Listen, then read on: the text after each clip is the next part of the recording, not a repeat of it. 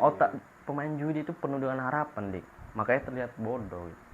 Judi itu kan sistemnya bukan menang terus, bukan kalah terus. Oh gitu pula ya? Iya, karena kalau menang terus, pemain akan bosan.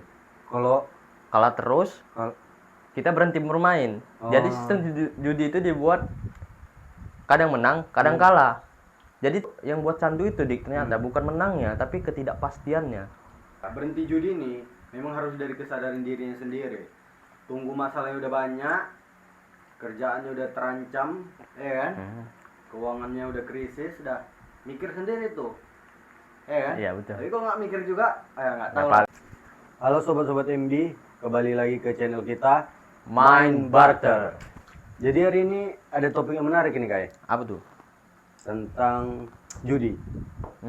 Menarik sekali ini kayaknya. Iya, ini termasuk gimana ya? Fenomena ya di kalangan anak muda ya kan. Judul-judul online ini, judi online. Jadi gini sebenarnya Kak. Ada hal yang aku agak bingung. Jadi kenapa ya orang itu masih mau main judi? Padahal kebanyakan kawanku gitu loh. Dia kalau dia main judi ini bakalan kalah gitu loh. Iya. Jadi menurutmu kenapa ya orang ini masih mau main gitu loh? Padahal dia tahu kalau ini dia bakalan kalah aja gitu main kayak gini gitu. Jadi gimana? Sebenarnya ya ini cukup menarik juga, Dik. Sebenarnya aku juga ada di posisi itulah. Kenapa? Kau pernah judi gitu? Atau? Enggak, bukan pernah judi. Bukan. Maksudnya teman-teman ada yang di lingkungan judi lah. Jadi aku sempat mempertanyakan gitu kan. Kenapa orang itu tahu kalah dan tahu udah di setting tapi tetap main gitu. Tetap main gitu ya. Nah, jadi aku carilah, aku telusuri kenapa ya gitu. Kayak mana cara pikirnya. Iya. Setelah aku cari-cari, ternyata ada dua bagian otak gitu sebenarnya dalam manusia ini. Yang pertama prefrontal cortex, itu otak bagian rasional, Dik. Nah, yang kedua itu otak naluri. Itu mencari sensasi dan harapan. Nah, jadi cara kerjanya gini, Dik. Otak rasional itu mereka tahu mereka rugi, seperti yang kita bilang tadi. Tapi otak nalurinya itu tetap main. Bahkan lebih kalah daripada otak logika. Karena di situ ada sensasi harapan gitu. Dalam permainan judi tersebut. Jadi harapan tuh kalah sama logika gitu. Jadi sistem reward namanya. Itulah cara kerja otak pemain judi itu. Jadi kayak ini ya sebenarnya betul berarti ya kayak kawan-kawanku gitu kan atau orang lain itu tahu memang, tapi dia karena di otaknya itu ada yang tadi bagian nyari reward tadi ya kan. Dia ngerasa kalau masih ada kesempatan ini, masih bisa menang gitu ya. Masih ada harapan lah, karena kalau kau perhatikan lah, judi itu kan sistemnya bukan menang terus, bukan kalah terus. Oh gitu pula ya? Iya, karena kalau menang terus, pemain akan bosan. Kalau kalah terus, kita berhenti bermain. Jadi sistem judi itu dibuat kadang menang, kadang kalah. Jadi tidak ada yang dikejar itu, yang buat candu itu, Dik, ternyata bukan menangnya, tapi ketidakpastiannya. Masuk nggak kau ke situ? Masuk sih sebenarnya, tapi kan garis besarnya udah pasti kalah gitu. Itu yang nggak masuk akal sama aku. Iya, udah pasti kalah. Tapi orang itu tetap ada ngasih menang gitu. Istilahnya kayak kita bilang bandarnya itu bakalan ada ngasih menang buat mereka agar tidak buat mereka agar tidak stop bermain judi gitu. Gitu. Jadi istilahnya gini, misalnya nih kan, aku main judi, kalah nih awalnya. Pertama kali main kalah, main kedua kali menang gitu kan. Nah, baru setelah menang pasti aku kayak ada pengen main lagi lah, kemarin menang kok gitu kan. Lipatkan ganda lah uang ini gitu kan, kayak investasi aja dibuat. Investasi bodong ini namanya nih. Jadi pas main ketiga kalinya kalah gitu, setelah kalah dia berharap bahwasanya uang yang menang kemarin akan kembali lagi, main lagi, kalah lagi, barulah dibuat menang kan. Dan menangnya pun nggak seberapa dengan modal yang dikeluarkannya gitu. Iya, karena betul itu yang gue bilang tadi, menang itu nggak seberapa sama modal yang dikeluarkannya kan. Gue tau guys, ini sebenarnya pembahasan kita ini kebetulan ya, itu ada yang dikubaca di sini guys. Ini padahal zaman Babilonia loh. Buku apa itu judulnya? The Rich Man in Babylonia.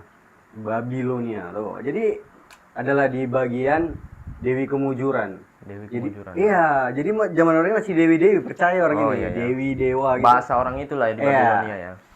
Jadi kayak gini kan. Jadi orang itu punya forum yang jadi apanya gurunya ini Syarkat namanya. Nah, jadi di hari ke-7 lah ini kan. Di ke-8. Di hari ke-8 ini adalah satu mahasiswa yang ngomong gini. Dia malu sebenarnya kan. Cuman dia ngomong gini. Arkat, aku ini dapat emas sekantong. Mana kita kalau nyari cara biar Dewi Keberuntungan ini selalu ngampiri kita gitu loh. Terus Syarkat ngomong, ah ini menarik gitu juga ya kan. Dia ngomong gitu kan. Terus dia nanya sama teman-teman yang di situ, ada nggak yang punya apa namanya pengalaman yang sama gitu kan, yang dapat didatangi terus sama Dewi Keberuntungan. Diam semua, nggak ada gitu loh. Berarti kan diam semua sampai ada satu anak muda lah ngomong gini, gimana kalau kita nanya sama orang-orang yang main judi di sana gitu. Ketawa ya kan orang-orang situ kan.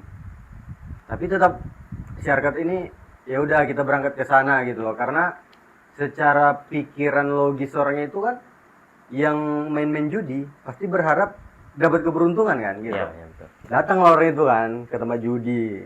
Iya orang ini guys ngomong, apakah di sini pernah dijumpai sama Dewi Kemujuran kayak gitu kan. Orang di situ yang main pun diem. Tahu kok, saking udah malu kali kan, udah dia sampai ngomong gini loh. Ada yang pemain di situ ngomong gini, bahkan ku rasa Dewi Kemujuran aja nggak tahu kalau kami ada di sini gitu. Iya segitunya. Padahal orang Syarkat ini kan mau belajar kan dari penjudi nih, kayak mana biar beruntung lah gitu kan. Karena kan orang main di situ karena berharap keberuntungan kan. Nah jadi kayak gitu kan konsepnya. Tokoh terakhir Syarkat ini ngasih lah penjelasan. Tokoh konsepnya judi ini misalnya ini kan. Ini kan ada 6 sisi kan. Jadi dalam konsep judi dadu itu kalau kita milih misalnya warna merah nih yang keluar kan. Bandar itu bayar 4 kali sama kita. Tapi selain warna merah ini, warna apapun yang keluar itu bandar yang menang kan. Jadi kan perspektifnya bandar ini 5 loh kemungkinan menangnya. Sedangkan orang pemain tadi cuma 1. Karena dikali 5 jadi kali 4 jadi 4 lah kesempatannya menang ya kan, anggap kayak gitu. Tapi kan dari matematikanya udah mana logisnya 5 bandar udah 5 kali menang nih ya kan, wajib 5 kali nih. Paling dia pemainnya paling 1 sekali main walaupun bayar 4 kali. Oh ya jaraknya. Iya Cok, mau coba lah kau kayak mana ini, gimana orang berharap menang kayak gini Cok. Itulah padahal permainannya udah di setting kan, kalau bandarnya udah pasti menang ya kan. Nah itu juga aku lucu kan, jadi aku nanya sama temenku abang-abangan lah ya. Kayak mana bang cara main judi kan gitu, karena dia lagi main ini, aku nanya kayak gitu kan. Bosal adik gue, jadi orang bijak dia depan gue. Iya, dia orang bijak depan gue. Iya. Bosal adik, bosal terus kayak gini. Abang udah kereta 2 nyangkut situ, 1 udah keluar, itu pun karena mama abang kan katanya. Yang 1 lagi bang masih sana, nggak berani abang lo bilangnya gitu. Dia bilang kan. Terus aku heran kan dia ngomong gitu bijak, tapi kenapa bang masih main bang, gue bilang.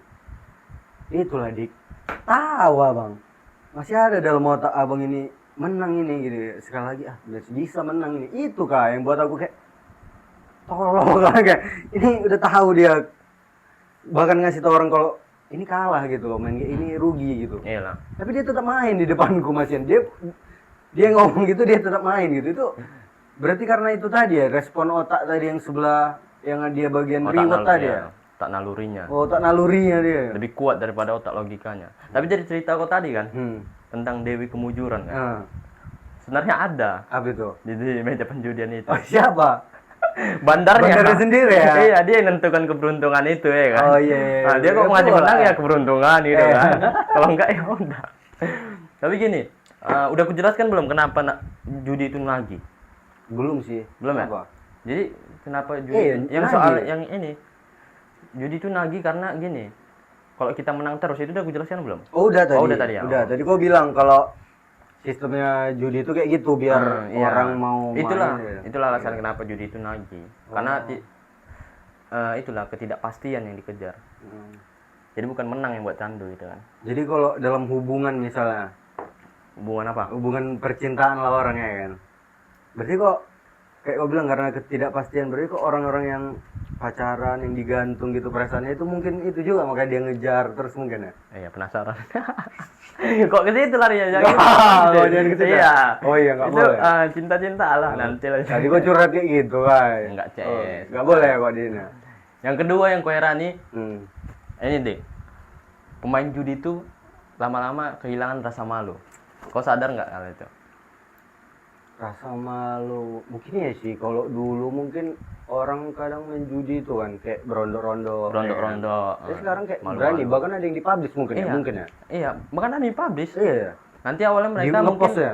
malu-malu tadi seperti yang kau bilang kan. Baru beranilah mereka cerita tentang judi ke circle-nya.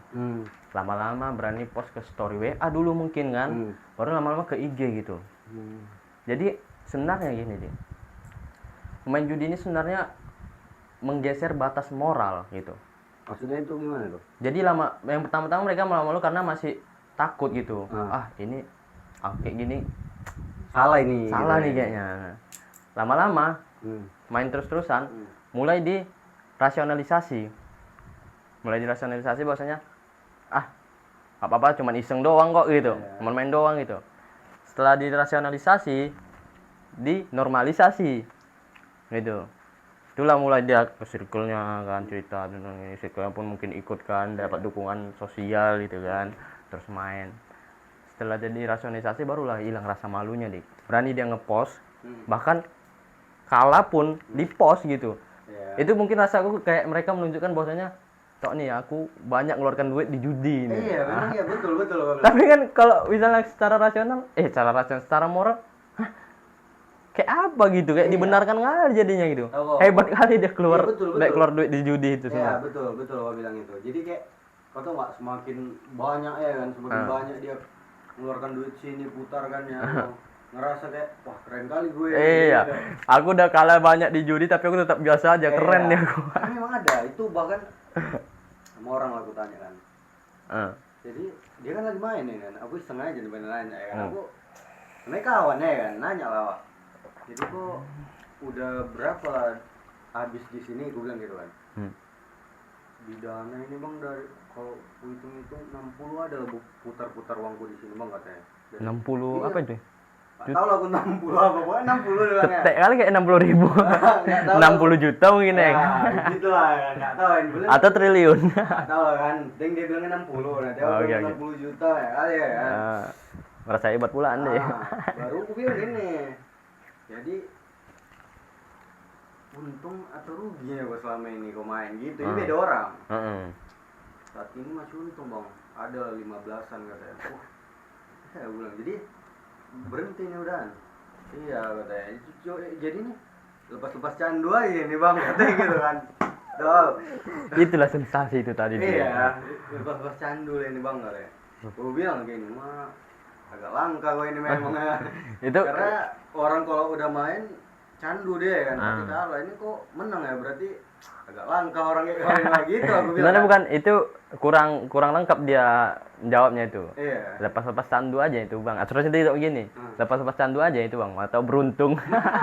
Berharap juga tetap Berharap ada itu juga, harapan. benar. Yakin aku. Itu tetap ada harapan bahwasanya dia mau menang kan. Iya. Nambah lagi uang aku gitu ya itu. Tetap ada harapan itu. Gila. Otak pemain judi itu penuh dengan harapan dik. Makanya terlihat bodoh. Harapan itu kan sesuatu yang tidak pasti sebenarnya, ya nggak? Iya lah, harapannya tuh ilusi lah Mas Jan. Kita cuma berharap. Iya, hanya Padahal- berharap gitu. Padahal logikanya lah ya kan. Udah tahu gambaran pastinya. Banyak media bilang juga kan, judi itu scam gitu ya kan.